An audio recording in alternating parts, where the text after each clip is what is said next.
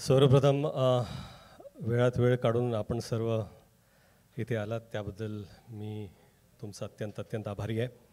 आणि एवढं सुंदर इंट्रोडक्शन मला 20 वर्षात कधीच मिळालं नाही, त्यासाठी मी तुमचा आभारी आहे.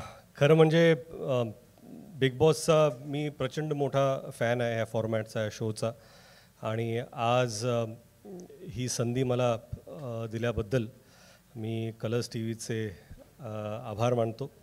आणि मी प्रचंड एक्सायटेड आहे, कारण का हा माझा आवडता फॉर्मॅट आहे.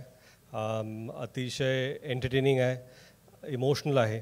आणि कुठेतरी मला वाटतं की प्रेक्षक म्हणून तुम्ही जुडलेच असता.